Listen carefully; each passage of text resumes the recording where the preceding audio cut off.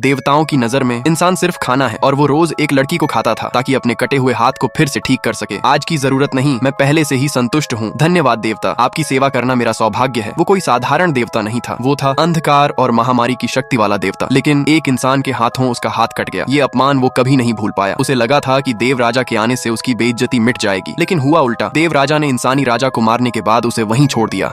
एक महान देवता होने के बावजूद वो इंसानों के बीच रहने को मजबूर हो गया। इसलिए उसने एक चाल चली। उसने एक राजकुमार को अपना दत्तक पुत्र बना लिया और उससे रोज लड़कियां पकड़वाने लगा ताकि वो उन्हें खाकर अपनी शक्ति वापस पा सके। लेकिन समस्या ये थी, अब सारे जवान लोग खदानों में पकड़कर भेज दिए गए थे। इसलिए उसने एक और योजना बनाई। उसने अपने दत्तक बेटे को खदान के मालिक का शिष्य बना दिया ताकि वो वहीं रह सके और छुपकर इंसानों को खाता रहे। लेकिन तभी खदान में एक नई मुसीबत आ गई। एक आदमखोर राक्षस लोगों को मारने लगा और सिर्फ 10 दिनों में सैकड़ों गुलामों को खा गया। मालिक इस बात से परेशान था। उसे और किसी चीज का समय ही नहीं मिल रहा था। लेकिन सच क्या था, वो राक्षस असली नहीं था। वो असल में वही लड़का था जो लोगों को बचाने के लिए राक्षस बनकर नाटक कर रहा था। वो रात में लोगों को डराता और फिर चुपके से उन्हें बाहर निकाल देता। वो कभी नहीं भूला था, अपने लोगों को बचाना है और देवताओं को गिराना है। लेकिन अब वो अंधकार वाला देवता भी वहाँ आ चुका था और ये राज ज्यादा देर छुप नहीं सकता था। सब लोग आदमखोर की कहानी पर यकीन करने लगे। वो बोला, अगली बार हम और ज्यादा लोगों को एक साथ निकालेंगे। फिर उसने सबको आदेश दिया, आज रात ही भाग जाओ, मैं यहाँ रुककर माहौल बिगाड़ता हूँ। इतना कहकर उसने अपनी दोस्त से कहा, मुझे चाकू मारो, और खुद ही अपने पेट में छुरा घोंप लिया। फिर जाकर मालिक से बोला, मुझे आदमखोर ने घायल किया है। उसने कहा है अगर खदान बंद नहीं की तो वो सबको मार डालेगा। मालिक को लड़के की बात पर शक हुआ, लेकिन तभी उसका बेटा वहाँ आ गया। पिताजी, मुझे उस राक्षस को पकड़ने दो। वो घबरा गया, नहीं, तुम उससे दूर रहो। उसे लगा वो देवता उसके बेटे पर नजर रख रहा है। उधर उस लड़के को समझ आ गया यहाँ कुछ बहुत बड़ा राज छुपा है। इसलिए उसने एक प्लान बनाया। जब वो लड़का शिकार पर गया तो उसने राक्षस बनकर उसे पकड़ लिया। अब पूरे खदान में हड़कंप मच गया। मालिक ने तुरंत आदेश दिया, पूरी खदान बंद करो, उसे ढूंढो। इसी मौके का फायदा उठाकर उसने सभी गुलामों को इकट्ठा किया और सच बता दिया, मैं ही वो राक्षस हूँ और मैं तुम्हें बचाने आया हूँ। सब लोग खुश हो गए। फिर उसने पहरेदारों को बेहोश किया और सबको लेकर भागने लगा। लेकिन तभी उसे पता चला उसकी दोस्त पकड़ी जा चुकी है और उसे उस खतरनाक देवता के पास भेज दिया गया है। देवता उसे तुरंत मार नहीं रहा था क्योंकि उसे मजा आता था मरने से पहले लोगों की चीखें सुनने में। लेकिन इस बार कुछ अलग हुआ। उसकी दोस्त डरी नहीं। तुम मुझसे डर क्यों नहीं रहे? तुम चाहते हो मैं डरूं और तुम मुझे धीरे धीरे मारो, लेकिन मैं ऐसा नहीं करूंगा। उसकी हिम्मत देखकर देवता को पुराने राजा की याद आ गई और वो और भी ज्यादा उत्साहित हो गया। लेकिन जैसे ही वो उसे मारने वाला था, अचानक उसके हाथ पर बर्फ जमने लगी। कुछ ही सेकंड में पूरा हाथ जम गया। लेकिन वो देवता था, उसने तुरंत अपनी शक्ति से बर्फ तोड़ दी। अब उसने दूर से ही उसका गला दबाना शुरू किया और उसकी शक्ति को सोखने लगा। लेकिन तभी पत्थर के दरवाजे पर एक चमकता हुआ चिन्ह दिखाई दिया। ये क्या?